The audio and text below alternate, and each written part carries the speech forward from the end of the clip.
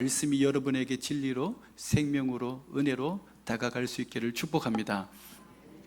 오늘은 남유다의 6명의 선하다고 하나님이 칭하신 6왕, 이제 마지막 편입니다. 끝까지 잘 듣고 좋은 점은 배우시고 잘못된 점은 우리도 그럴 수 있으니까, 나에게도 그런 부분이 있으니까 조심하여서 우리 모두 다시 하나님 앞에 올바르게 세워질 수 있기를 예수님의 이름으로 축복합니다.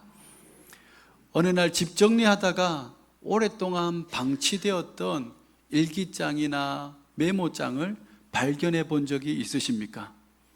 저는 시골집에 방치되어 있는 책들을 정리하다가 아주 오래전에 목사님 설교 말씀을 정리해 놓은 것이나 일기장 교훈 메시지를 발견해서 잠깐 훑어봤는데 가슴이 뭉클해지더라고요. 나도 한때는 하나님을 뜨겁게 사랑한 적이 있었구나. 또 이렇게 열심히 기도하고 이런 제도 짓고 또 이렇게 은혜로운 삶도 있었구나 하는 내용들이 있었습니다.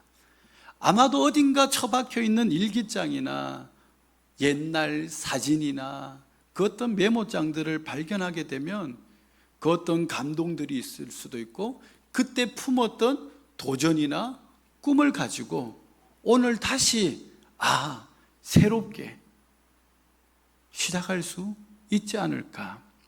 아마 오늘 우리가 만나게 될 요시야 왕의 이야기도 바로 그런 내용인 것 같습니다.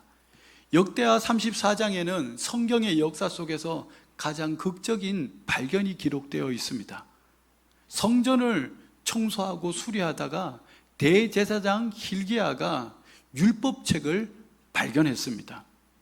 사실 율법책은 계속해서 성전 안에 있었지만 오랫동안 아무도 찾지 않았고 아무도 찾으려고 하지 않은 가운데 낡은 책장 속 일기장처럼 어딘가 보관되어서 오랫동안 방치되고 사람들 마음속에 성경책이 있었었지조차 완전히 잊고 있었던 상태였던 겁니다.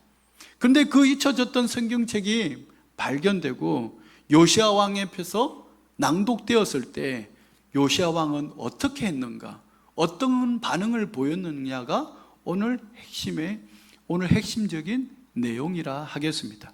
34장 19절 말씀을 보시면 왕이 율법의 말씀을 듣자 어떻게 했더라? 자기 옷을 찢었더라 라고 표현합니다. 즉 말씀을 듣는 즉시 자기 옷을 찢었어요. 이건 이스라엘 문화 속에서 가장 깊은 애통과 회개를 표현하는 행위입니다. 즉 요시야 왕은 하나님의 말씀을 오랜만에 다시 들었을 때 그 말씀 앞에서 내 삶이 그러지 못한 것을 통하여서 아파하고 슬퍼하고 회개했다는 것이죠. 그래서 저는 오늘 여러분 앞에 요시야 왕의 이야기를 통해서 말씀을 다시 발견한다는 게 뭘까를 다시 한번 나누고자 합니다. 먼저 요시야가 왕이 되던 때의 시대적인 배경과 상황부터 말씀드리면, 요시야는 8살 때 남유다의 16대 왕이 되었습니다.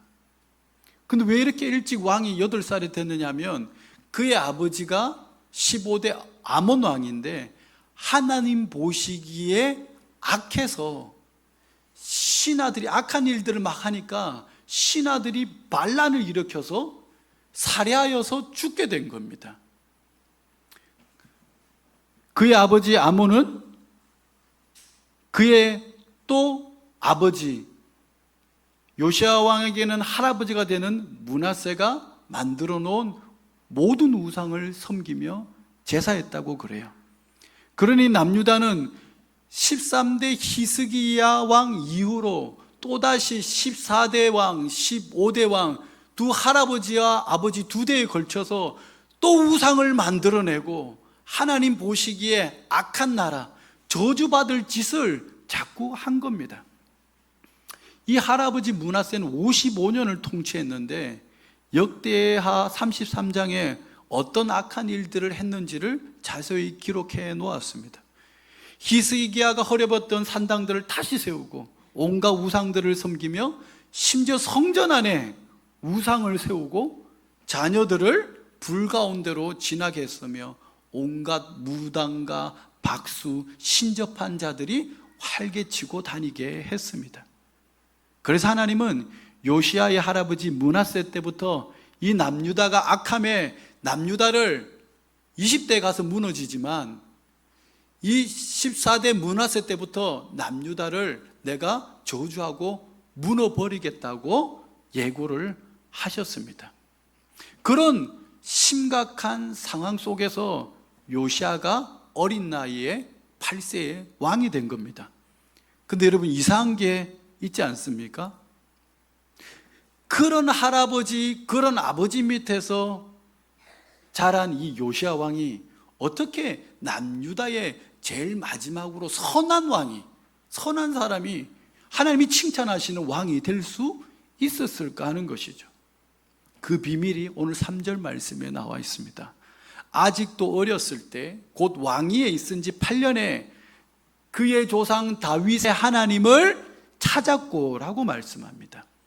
즉 16살 고등학교 1학년 때쯤 되던 해에 하나님을 찾기 시작한 겁니다.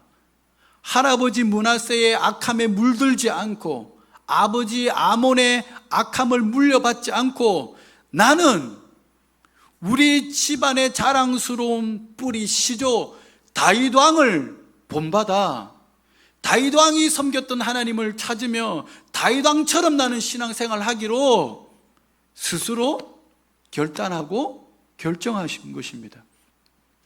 이는 집안 환경이나 부모님의 영향이 어느 정도는 교회 가지 마라, 우리는 불교 집안이다, 영향을 미칠 수 있어도 그것이 진짜 절대 교회에 못 가고 절대 신앙생활을 못하는 최고의 근거나 이유는 될 수 없다는 사실입니다.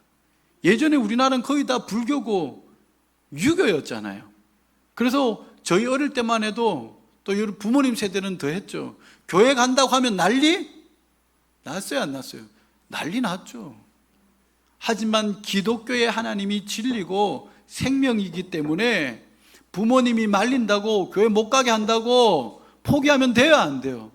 안 된다는 문제인 겁니다. 부모님에게 해초리 맞아가면서도 아버지 그러면 제가 교회 갔다 와서 그 일 다 해놓을게요 라고 하면서 교회 가야 되고 내 신앙은 내가 지킬 만큼 값지고 소중한 문제인 겁니다.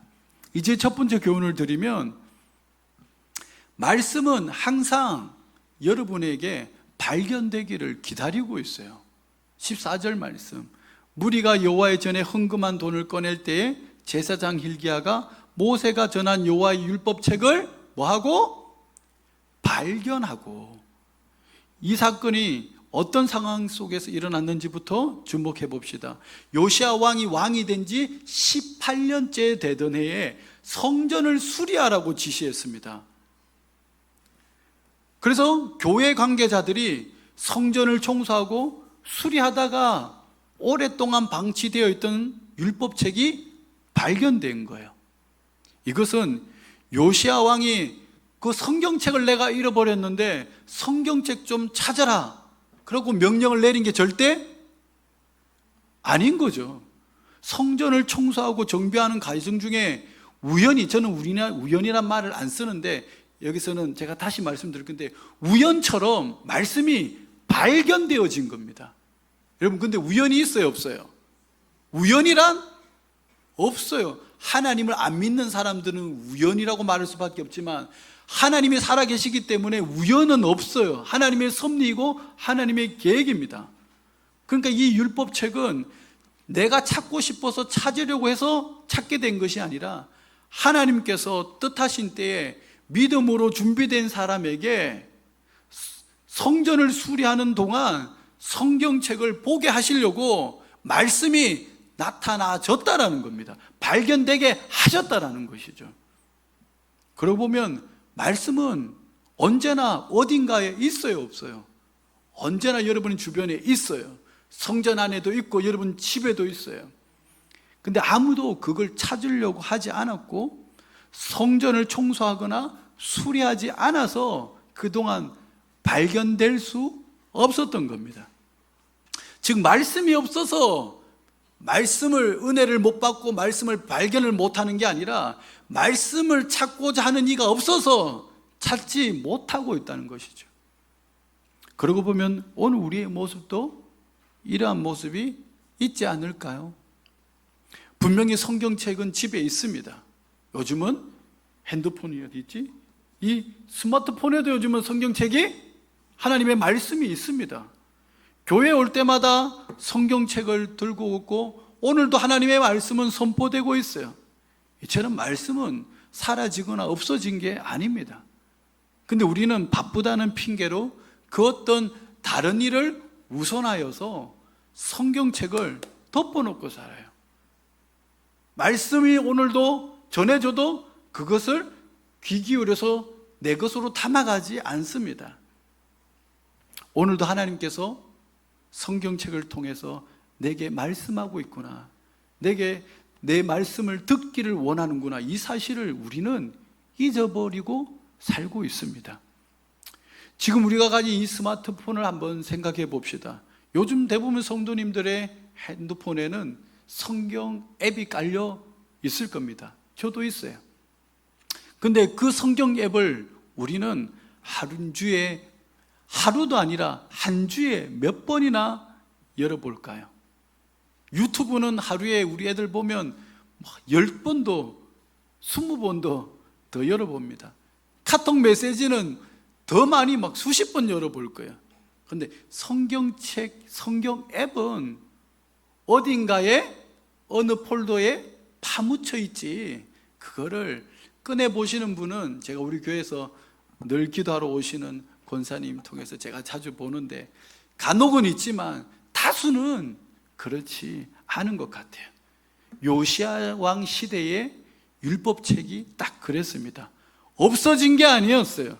분명히 성전 안에 손 닿는 자리에 늘 그 자리에 있었는데 아무도 찾지 않아서, 아무도 열어보지 않아서 오랫동안 먼지가 쌓일 정도로 묻혀 있었던 겁니다.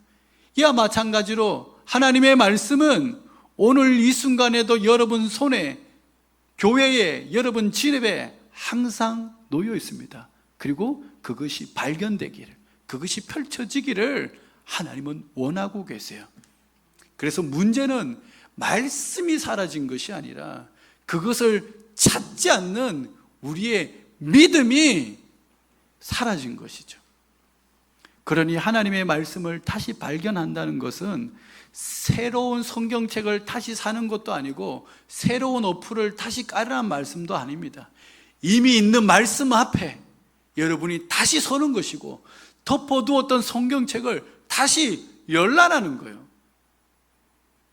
저도 한때 신대원 준비할 땐 3년 동안 50독을 했습니다. 저는 성경이 좋아서, 하나님이 좋아서, 영어 공부 못하고 국어 공부 못하는데 철학도 있었었죠, 저희 때는. 그리고 국어 능력 평가도 또 영어 평가도 새로운 게 생겨났는데 못하는데도 합격하려고 그걸 안 보고 저는 떨어져도 괜찮으니까 그냥 하나님 말씀이 좋아서 3년 동안 50독을 봤어요. 근데 지금은 저도 그 정도 못 봅니다. 다만 목사가 그래도 복인 것은 설교 준비하려고 아니면 자리에 맨 먼저 오면 기도하고 하나님의 말씀을 그래도 매일 성경책을 펼 수 있다는 거예요. 그게 목사이기 때문에 가진 저는 복이라고 생각합니다. 어쨌든지 말씀을 펴야 되니까. 하루에 한 번은 꼭 성경책이나 성경 어플을 통해서 다시 말씀을 발견하며 사는 여러분 되시기를 예수님의 이름으로 축복합니다. 두 번째는 말씀 앞에서 여러분이 무너져야 그때 신앙이 회복되고 진짜 말씀을 통해서 다시 은혜가 시작될 겁니다. 19절 말씀을 보시면 왕이 율법의 말씀을 듣자 아까 자기 옷을 찢었다라고 말씀했습니다. 요시야 왕은 왕의 의복이면 비쌀까요? 안 비쌀까요? 비싼 옷이에요. 왕의 의복. 근데 그 비싼 옷을, 그 아까운 옷을 왜 찢었습니까?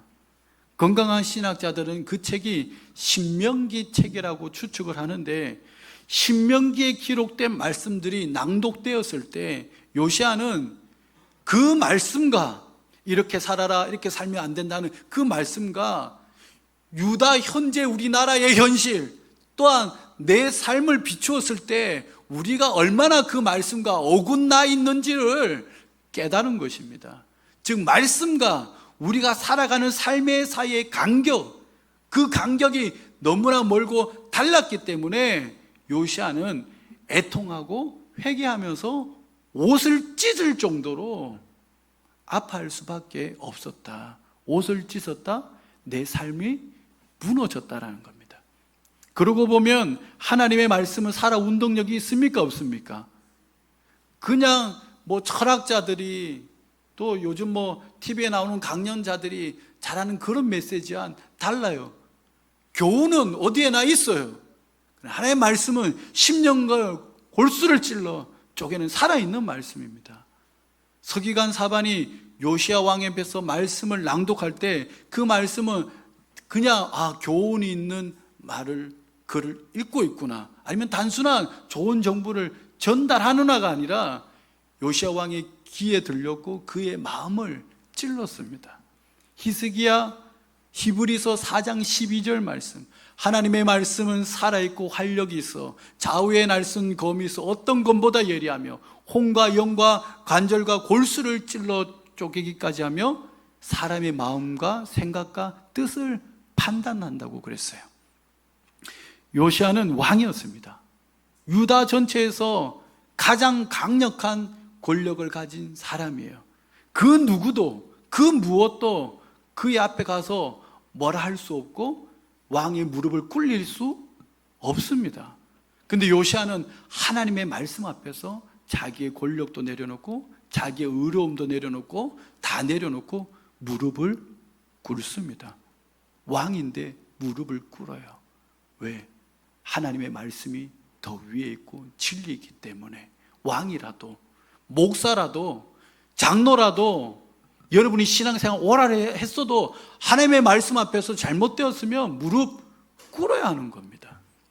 그리고 측근들을 불러서 다음과 같이 명령합니다. 너희는 가서 나와 및 이스라엘과 유다의 남은 자들을 위하여 이 발견한 책의 말씀에 대하여서 여호와께 물어봐라. 우리 조상들이 여호와의 말씀을 지키지 아니하고 이 책에 기록된 모든 것을 준행하지 아니하였으므로 여호와께서 우리에게 또 쓰신 진노가 크다 하니라. 자신과 국가를 포함해서 조상들의 죄를 공동체 앞에서 인정하고 하나님의 말씀을 깨닫기를 원한 겁니다. 그러고 보면 말씀 앞에서 무너지는 것은 사실 부끄러운 게 아니에요. 다윗은 왕이었는데 하나님 앞에서 바지가 내려갈 정도로 춤을 췄잖아요. 사람 앞에서 추는 것이 아니라 하나님 앞이었기 때문에. 하나님 앞에서 잘못한 것을 회개하고 뉘우치는 것은, 눈물 콧물 쏟는 건 부끄러운 게 아닌 거예요. 오히려 그것이 말씀이 살아있다는 증거이고 내가 그 말씀에 반응하면서 깨어있다는 좋은 사인인 겁니다. 그 대단한 이사야 선지자도 하나님의 영광을 보았을 때 화로다 나요, 망하게 되었다. 우리 같으면 저렇게 거룩하게 살 수 있나 하는데 이사야 선지자도 화로다, 하나님 앞에서 나는 망하게 되었다 라고 고백했습니다. 이와 마찬가지로 하나님 말씀 앞에서 자신의 부족함을 깨닫고 발견하고 무너지는 것은 절대 부끄러운 일이 아니라 신앙이 성숙하고 신앙이 순수해져 가고 있다는 증거인 것입니다. 반대로 여러분이 오늘도 말씀을 듣는데, 여러분 스스로 성경책을 읽는데 아무런 감동도 없고 아무런 찔림도 느끼지 못한다면 그게 위험한 거예요. 왜? 내 영혼이 지금 죽은 거니까. 그런데 요시야 왕이 말씀 앞에서 옷을 찢고 하나님의 말씀이 어떠한지를 알아보라고 하자 하나님께서도 요시야 왕에게 다음과 같이 반응하십니다. 27절 말씀. 내가 이곳과 그 주민을 가리켜 말한 것을 네가 듣고 마음이 연약하여 하나님 앞 곧 내 앞에서 겸손하여 옷을 찢고 통곡하였으므로 나도 네 말을 들어주겠다. 네가 말씀에 반응하니까 나도 너에게 반응하겠다. 여기서 핵심은 마음이 연약하여입니다. 세상은 우리에게 무너지지 말고 흔들리지 말고 더 단단해지라고 말합니다. 근데 그렇게 하면 하나님의 말씀을 받을 수가 없고, 간혹 마음의 밭에 말씀의 씨가 뿌려져도 단단한 땅에서는 씨가 뿌리를 내려요, 못 내려요? 내리지를 못합니다. 근데 마음이 연약해지면, 부드러워지면 그 말씀은 그 마음밭에 뿌리를 내리고 그때부터 자라게 돼요. 요시야는 강한 왕이었음에도 하나님의 말씀 앞에서는 그의 마음을 연약하게 했습니다.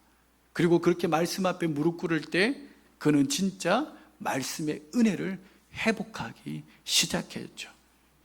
요시야는 유다에서 가장 강한 사람, 곧 왕이었습니다. 그러나 그는 말씀 앞에서 자기 권력도 자기 의로움도 내세우지 않고 스스로 연약해졌습니다.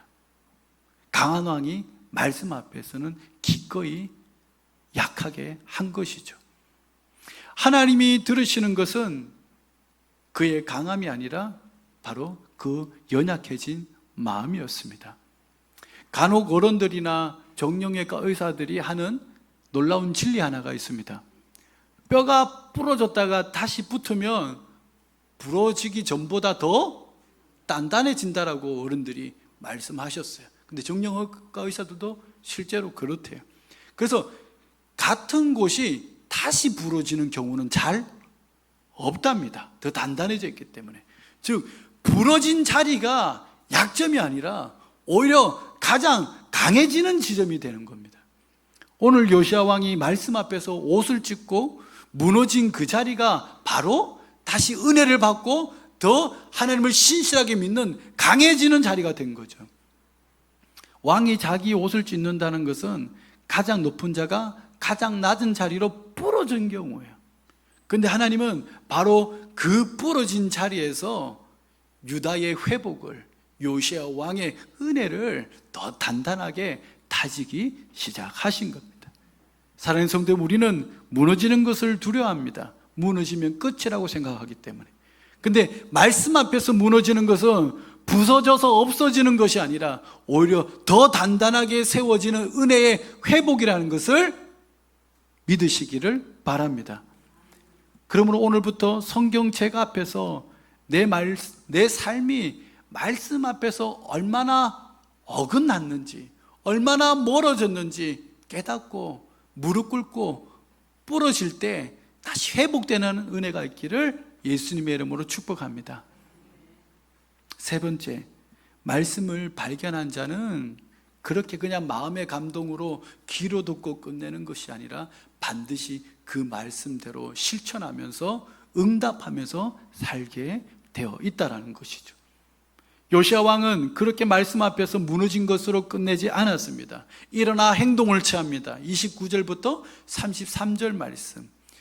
유다의 모든 장로들을 소집하고 백성들을 성전에 모아서 자기가 직접 말씀을 낭독합니다.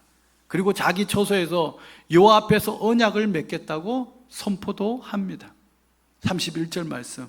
마음을 다하고 목숨을 다하여 여호와를 순종하고 그의 계명과 법도와 율례를 지켜 이 책에, 이 성경책에 기록된 언약의 말씀을 이루리라, 그렇게 살겠다라고 결심하고 다짐한 겁니다. 이것이 말씀을 진짜 발견한 자의 태도고 응답이에요. 말씀을 읽고 감동받고 눈물을 흘리는 것으로 끝나는 것이 아니라 진짜 그 말씀대로 살겠다고 다짐하고 그렇게 사는 것이죠. 그래서 제가 오늘 처음 시작할 때도 여러분, 아는 것과 사는 것은 다르다라고 말씀드리는 거예요. 오늘날 현대인의 문제는 아는 것은 많은데 그렇게 살지 않아요. 근데 옛날 어른들은 아는 건 적은데 그렇게 사셨어요. 그걸 우리가 존중해 줘야 돼요. 말씀을 읽고 감동받고 눈물을 흘리는 것으로 끝내는 것이 아니라 정말 그렇게 살겠다고 오늘 공포하고 그렇게 살 수 있기를 축복합니다. 그래서 요시아는 전무후무한 가장 철저하고 포괄적인 종교개혁들을 실시합니다. 3절부터 7절 말씀에는 이미 개혁 초기에 그 범위와 규모가 대단합니다. 전국적으로 설치되어 있는 바알과 아세라 모든 우상들을 다 제거하고 분향단을 부숩니다. 온 나라를 다 정결하게 합니다. 여러분의 가정에 있는 하나님보다 더 우선된 거 싹 다 치워버리고 없애고 TV도 그만 보라 하고 가정을 정결하게 해야 돼요.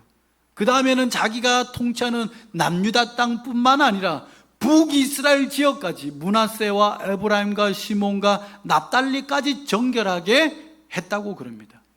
이처럼 말씀을 발견한 자의 개혁은 그냥 주일날 교회에 왔다가 교회 안에서만 성도의 삶을 사는 게 아니라는 거죠. 말씀이 말씀하는 모든 영역으로 변화되어야 되고, 말도 행동도 생각도 교회에서뿐만 아니라 집에서도 직장에서도 친구들 만나는 그 모든 영역에서 땅끝까지 말씀을 이루는 삶이 개혁이 되어져 가야 한다는 겁니다. 그 다음 35장으로 가서 요시아는 히스기야 왕 이후로 다시 한번 장대한 유월절을 회복시킵니다. 이에 대해서 하나님께서 얼마나 기뻐하셨는지 다음과 같이 평가합니다. 선지자 사무엘 이후로 이스라엘 가운데서 유월절 이같이 지키지 못하였고, 이스라엘의 모든 왕들도 요시아가 지킨 것처럼 이런 예배를, 이런 유월절을 드린 적이 없었노라. 기뻐서 하시는 말씀이에요. 그러니까 우리가 그렇게 살지 못한 것을 회개하고 나니까 더 말씀대로 살려는 모습이, 이게 진짜 회개인 거죠. 요시아 왕이 사무엘 선지자 이후로 하나님이 가장 기뻐하시고 칭찬하는 유월절을 지킬 수 있었던 건 그가 말씀을 발견하고 그 말씀된 말씀 앞에서 자신이 그렇게 살지 못한 삶이 무너지고 회개하고, 그래서 그 다음에 정말 하나님 말씀대로 살겠다고 결단했기 때문에 실제 말씀드리는 실천을 한 겁니다. 이처럼 한 사람의 리더가 말씀을 발견하면 온 나라를, 공동체를, 예배를 회복시키고 은혜 받게 할 수 있습니다. 여러분 중에 한 사람이 말씀을 발견하고 말씀 앞에 무너지면 여러분 가정을 다시 세울 수 있고, 하나님 앞에 우리 교회를, 이웃 사람을 하나님 앞에 바로 세워나갈 수 있는 것이죠. 오늘 우리가 이것을 회복해야 됩니다.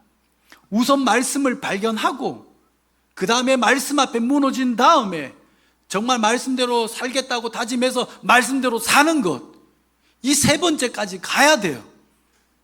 그래야지 여러분이 변화되고 교회가 변화되고, 교회가 변화돼야지 세상을 변화시키지, 내가 변화되지 않는데 어떻게 공동체가 변화되고 나라가 변화됩니까? 나로부터 시작하리. 말씀 앞에 서지 않는데 여러분 변화될 수 있을까요? 말씀대로 살지 않는데 여러분 복을 받을 수 있을까요? 이스라엘의 모든 문제가 말씀대로 살지 않아서 저주를 받는 겁니다. 근데 다윗 왕의 하나님을 섬기며 그 하나님의 말씀대로 살 때 다시 그 나라에 복이 임하잖아요. 이게 사사기의 반복이고, 이게 성경의 반복이고, 오늘도 동일한 겁니다. 그리고 말씀을 듣되 아무런 감동도 받지 못하는 것, 감동은 그래도 받아도 내 삶이 바뀌지 않는 것, 이건 아직까지 말씀을 발견하지 못한 그냥 귀로 듣는 설교인 것입니다. 그래서 야고보 사도는 야고보서 1장 22절에서 다음과 같이 경고합니다. 너희는 말씀을 행하는 자가 되고 듣기만 하여 자신을 속이는 자가 되지 말라라고 했습니다. 사랑하는 성도 여러분, 오늘 여러분이 말씀을 다시 발견하셨다면 오늘부터 그 말씀에 정말 응답하고 그 말씀대로 살 수 있기를 예수님의 이름으로 축복합니다. 이제 말씀을 정리하고 마치고자 합니다. 요시야 왕의 이야기를 통해서 세 가지 진리를 말씀드렸습니다. 첫째, 말씀은 항상 우리에게 발견되어지기를 기다리고 있어요. 말씀은 단 한 번 정도 없거나 잃어버린 적이 없었습니다. 늘 그 자리에 있어요. 가보세요.